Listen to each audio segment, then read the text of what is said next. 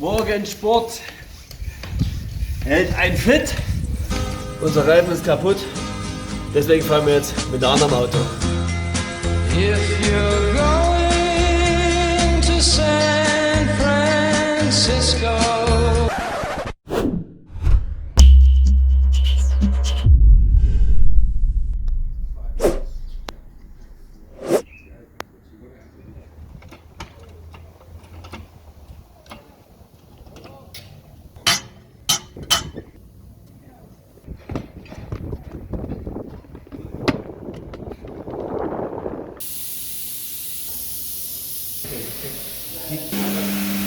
Hier ist ein Nagel drin, deswegen ist er kaputt.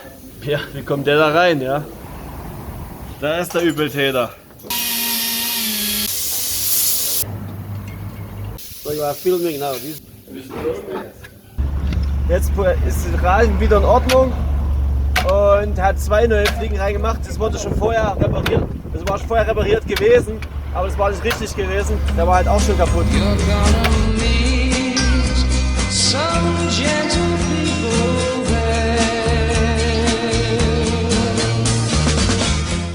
Ich bin jetzt in Tsumeb im Museum für die Ureinwohner, die hier lebten, deutsche Geschichte, die Kolonialzeit, und habe hier die Museumskuratorin hier kennengelernt. Ja, erzählen Sie ein bisschen was über sich selbst und wie Sie Sie sind ja in Namibia geboren, wie Sie groß geworden sind, und ein bisschen was zu dem Museum, bitte. Ich bin Anneliese Bruns, ich bin hier in Grootfontein geboren, also gebürtige Südwesterin, wie wir hier so sagen, hier zur Schule gegangen, geheiratet. Die Kinder sind beide hier geboren, leben noch in Namibia, und vor circa 13 Jahren habe ich hier im Tsumeb Museum angefangen zu arbeiten, weil die jemanden gesucht haben. Das Tsumeb Museum ist ein Privatmuseum. Wurde vor 75 Jahren von Frau Schatz gegründet. Sie hat alte Sachen gefunden in dem ehemaligen Schwiegervaterhaus, und ihr kam die Idee, ein Museum zu gründen. Hat es dann angefangen in dem Gebäude, wo das Museum ist. Das war früher die Deutsche Schule. Im Ersten und Zweiten Weltkrieg ist die Deutsche Schule dann als Lazarett für die deutschen Soldaten gebraucht worden und später für die Engländer. Deutschland hatte ja den Krieg verloren, und dann war erst deutsches Kolonialgebiet bis zum Ende Ersten Weltkriegs. Dann war es britisches Mandatsgebiet, und später hat dieses Gebäude dann als Schule total zugemacht, stand viele Jahre leer. Die deutschen Kinder wurden in die Afrikaans-Medium-Schule integriert, und Frau Schatz hat dann angefragt, und man hat ihr dieses Gebäude gegeben, um eben das Museum anzufangen. Tsumeb hat nur noch so 70, 75 Familien deutsche Einwohner. Viele sind weggezogen, als die Mine 1998 zugemacht hat. Und ja, Deutsch wird sehr gepflegt in unserem Land, das haben Sie vielleicht schon gemerkt, in Tsumeb auch. Wir sprechen Deutsch, sind dreisprachig, und das Museum ist immer eine Reise wert. Ethnologie, wie gesagt, Kolonialzeit, Minengeschichte und Briefmarken. Und es wird privat geführt, und wir hoffen, wir können das noch eine ganze Weile weitermachen. Können Sie mir noch was sagen zu dem Verhältnis zwischen den Deutschen und den Urvölkern, die es ursprünglich gab? War das gut gewesen? Ja, ich denke doch, die haben viel von uns gelernt. Man ist hierher gekommen als Missionare, die haben denen eben dann Gottes Glauben beigebracht, und ich weiß von keinem Fall, dass es Schwierigkeiten gegeben hat vor Unabhängigkeit und nach Unabhängigkeit. Wir leben gut zueinander, miteinander, kommen gut aus, begrüßen uns auf der Straße, erzählen, also es sind keine Probleme da. Es sind ja viele hier weggegangen, viele Deutschsprachige, sind viele nach Deutschland wieder zurückgegangen. Nachdem die Mine geschlossen hat, sind viele in anderen Ortschaften gegangen, um eben da Arbeit zu finden, nach 1998.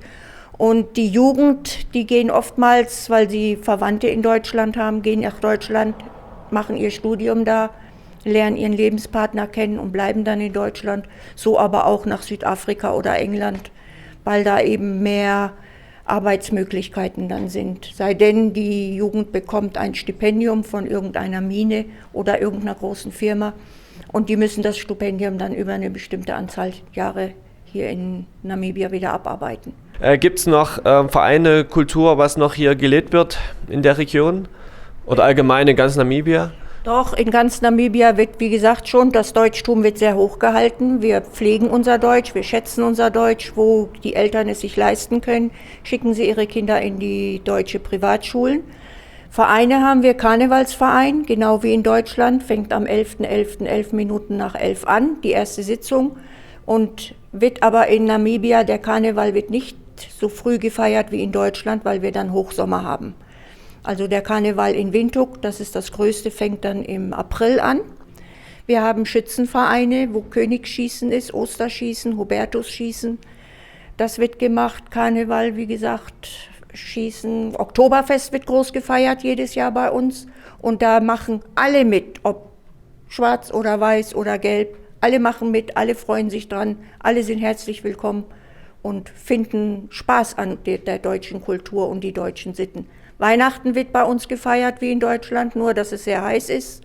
Also es werden elektrische Kerzen am Baum gehängt, Wachskerzen biegen sich um, Oster wird gefeiert, Pfingsten, all diese Sachen. Wie in Deutschland wird das bei uns beibehalten. Was wünschen Sie sich für die Zukunft für Namibia? Wohin soll es gehen? Für die Zukunft für Namibia wünsche ich mir Frieden und Ruhe im Land. Nicht so, wie man in den anderen Afrikaländern hört, dass es alles Hals über Kopf ist und Korruption, dass es weniger Korruption gibt in unserem Land. Das ist nämlich einer der größten Probleme.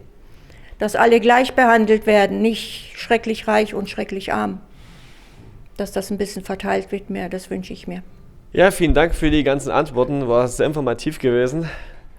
Dankeschön und ich wünsche Ihnen viel Erfolg. Ja, und Dankeschön. Viel Spaß und gute Reise weiterhin. Fahren Sie vorsichtig. Wir waren in Tsumeb im Museum gewesen, haben sehr viel über die Geschichte Namibias erfahren, über die Ureinwohner, über die Kolonialzeit der Deutschen und auch wann die Briten da gekommen sind. Und wir hatten noch mit der Empfangsdame gesprochen über Namibia, weil wie der derzeitige Stand ist, was er jetzt nicht vor Kamera sagen wollte, weil das doch politisch hier alles ein bisschen angespannt ist. Sie hat gesagt, dass halt wo es jetzt Namibia unabhängig wurde, halt doch einige Sachen nicht mehr so funktionieren, wie es früher mal funktioniert hatte. Und ja, da haben wir nochmal drüber gesprochen am Ende. Und wir haben uns eine kaiserliche Postkarte gekauft, werden die nach Deutschland schicken und gucken, ob die auch in Deutschland ankommt oder ob das die Post aussortieren wird.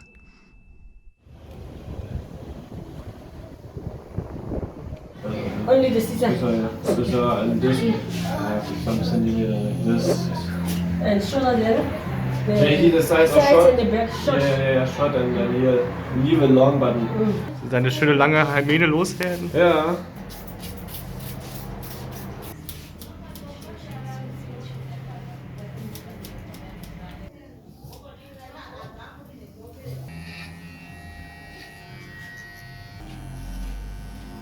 Die Haare sind wieder gut.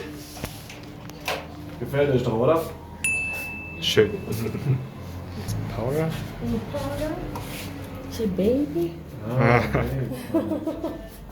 Meine Haare sind jetzt wieder schön. In gut 20 Minuten hat das hier gut geklappt. Wir sind hier rein, ging los und ja, fix und fertig. Und was hat das Ganze gekostet? 100 namibische Dollar hat das Ganze gekostet. Du hast die Haare schön, du hast die Haare schön, du hast die Haare schön.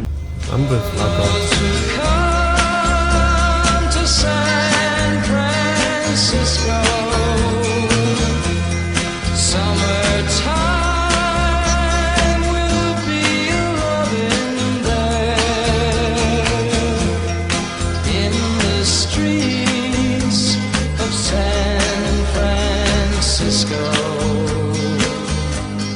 Gentle people with flowers in their hair. Hello, I want to check in. Hey. Hey, pretty lazy. Vielleicht sollen wir es mal mit Deutsch versuchen. Hallo. Miezekatze. Hallo.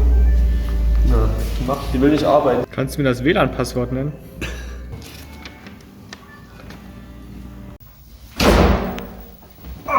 Endlich habe ich die Raubkatzen gefunden. Wo denn? Hier. Siehst du es nicht? Raubkatze. Ah. Danach haben wir die ganze Zeit gesucht.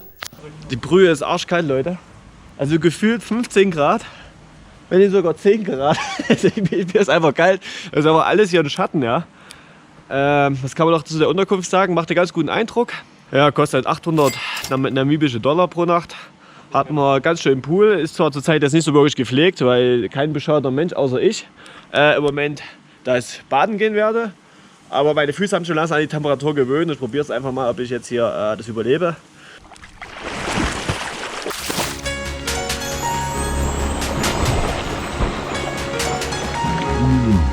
Die Brühe kalt. Oh. Oh. Oh. Oh. Oh. Oh.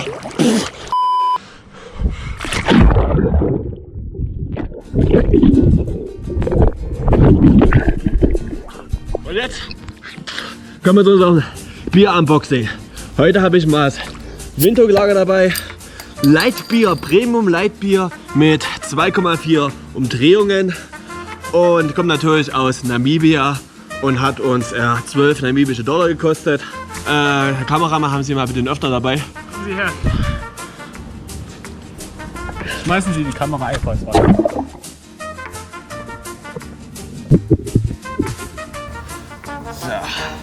Wir haben hier gutes Raumspray das nach Lavendel duftet. Mal sehen, ob wir auch gleich den Lavendelduft genießen dürfen, wenn jetzt die Flasche undicht wird.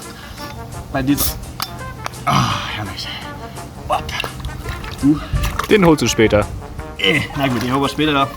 Suche ich wieder raus. Also wir probieren jetzt mal schönes Leitbier. Immer bei warmen Tagen wunderbar. Vor allem fürs Pool sehr gut geeignet. Damit man nicht betrunken ist, einfach auch aus Sicherheitsgründen lieber Leitbier trinkt, wenn man baden geht. Schön süffig. Einwandfrei. Also ich würde 7 von 10 Punkten geben. Schön süffig, schön zum Baden, wunderbar, wenn die Sonne scheint. Und das kann ich euch absolut empfehlen. Und dann, wenn ihr auch so schön im Pool mal ein Bier trinken wollt, dann klickt mir hier einen Gefällt mir-Button und abonniert den Kanal.